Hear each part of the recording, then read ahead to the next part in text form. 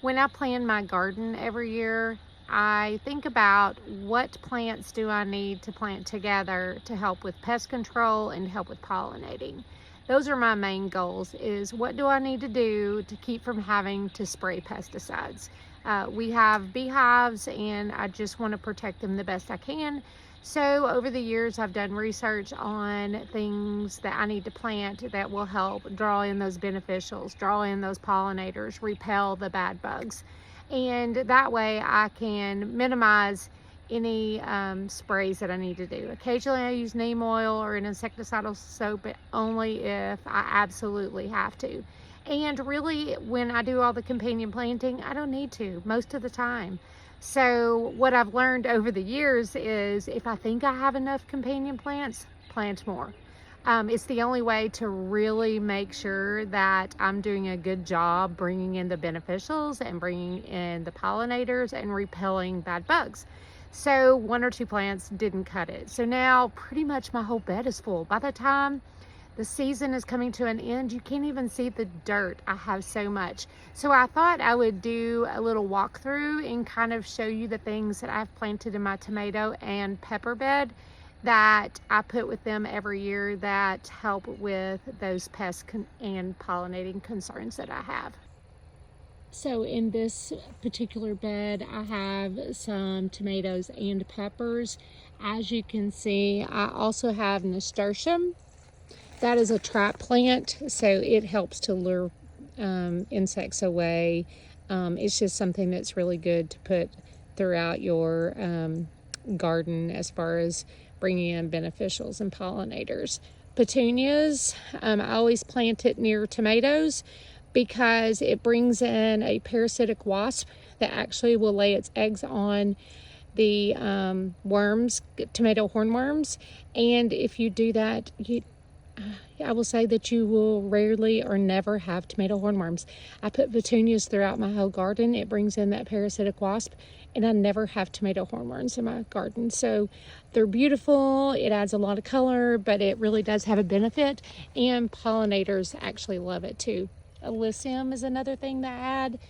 Marigolds, it helps repel, but it also brings in pollinators.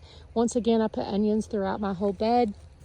Because of the strong scent, it will help repel, and actually it doesn't necessarily repel, it camouflages the smell of the plants because insects find the plants by smell. So the more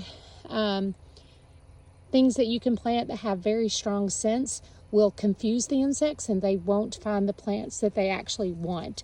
So if you'll notice, I have onions, marigolds, this is lemon balm, and then I have oregano, and like I say, I've got onions throughout the whole bed, just mixed in. I have parsley, it brings in beneficials, and as you can tell, I just have those throughout the entire bed. Over there I have nasturtium again. Here I have a small borage that's getting started.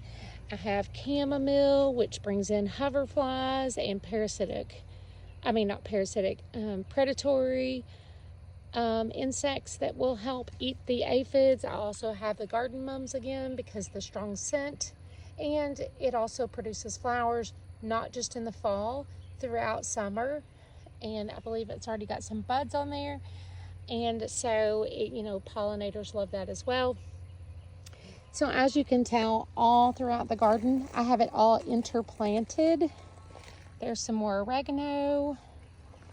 I have dill in there, more nasturtium, more marigolds.